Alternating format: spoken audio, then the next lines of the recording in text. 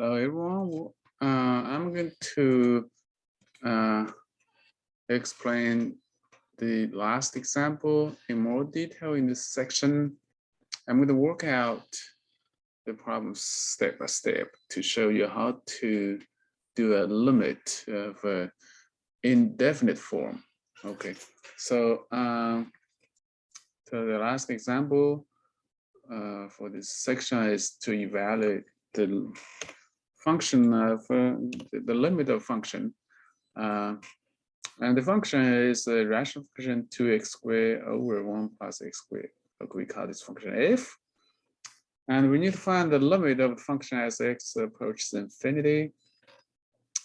Remember, when we say x approaches infinity, it means, what's the limit of function at the far right? What's the function value on the far right? If you plot the graph of the function, what's the function value at the far right on the graph?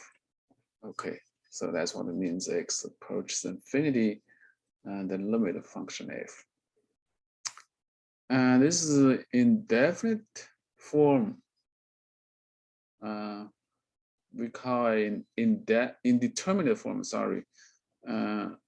Because if you look at the numerator and the denominator, they both have x squared. So when x becomes large, okay, and both x squared on the top and at bottom becomes large. So we got a large number on the top and a large number, another large number on the at bottom. So then we divide a large number by another large number, and we don't know what happens exactly. So that's why it's called indeterminate. So in order to find these types of limit, we're going to use the property of limit,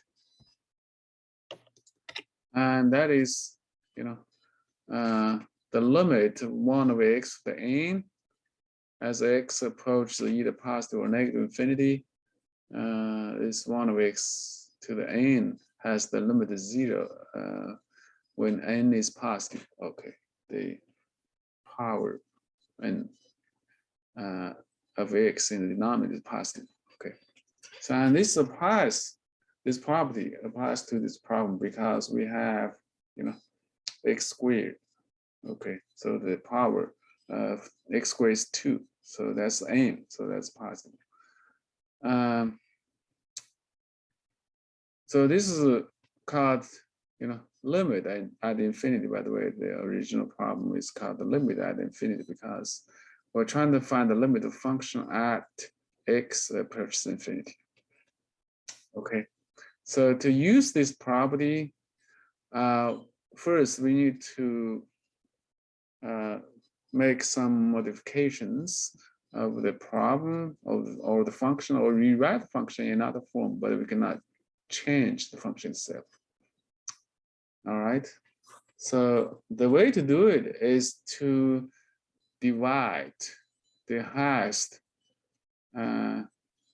power term in the denominator. So the highest power term in the denominator is x squared. So what we do is we divide x squared both on the top and at the bottom of the function. So when you divide by something, you have to divide both on the top and at the bottom so that the function will keep the same. Okay, so we're trying to find the limit of the function. Okay. Oh, oops. I don't know why it becomes this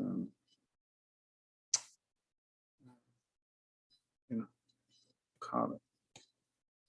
So I guess I need to change the color to this. Okay, so let's see. All right, so this is still not the color I want. Let me just change a little bit to maybe this or this. Okay, so that's the one we want. So when you find the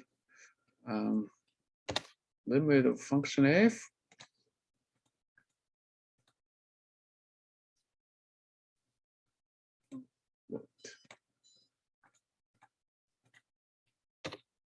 as x approaches infinity, all right? As x approaches infinity,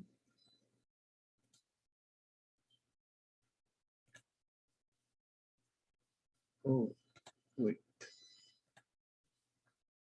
x approaches infinity. Okay, so let me just write down the problem. And then we're going to start from there. So the function f is just 2x squared over 1 plus x squared. So as I just said, I'm going to rewrite the problem by dividing x squared both on the top and at the bottom. Okay, so let me just do that. So I'm going to divide x squared. So divide x squared both on the top and the bottom.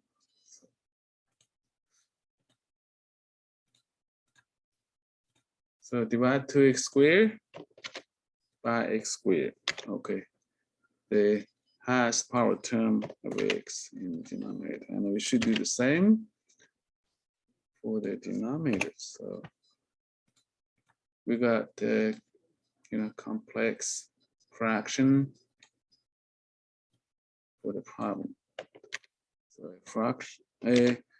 a fraction divided by a fraction. That means okay.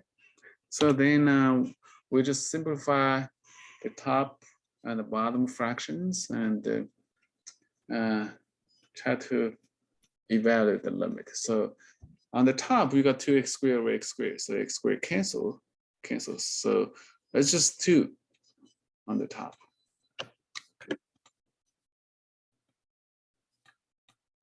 Okay, so it's just 2 on the top.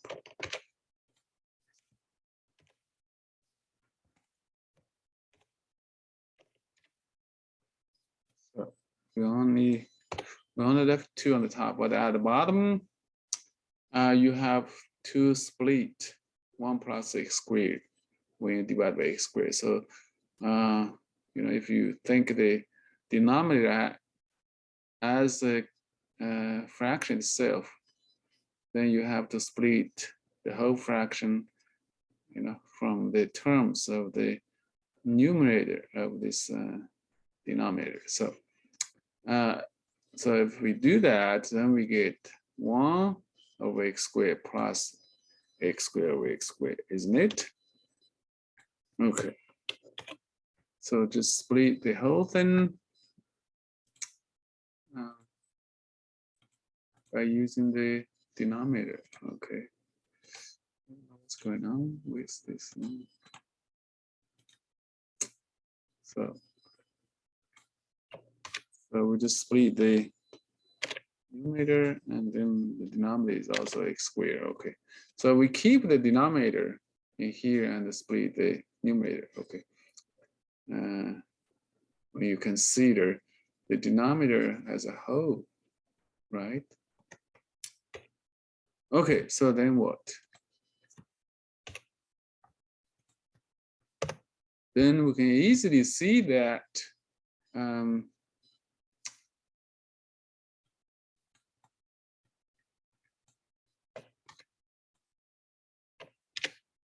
the denominator of the problem is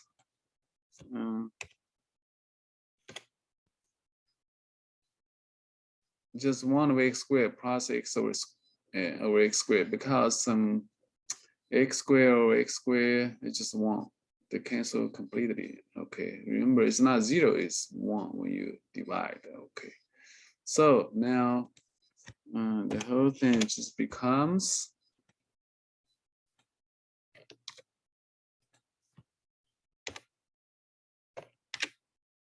the limit of 2 over 1 over x squared plus 1. All right.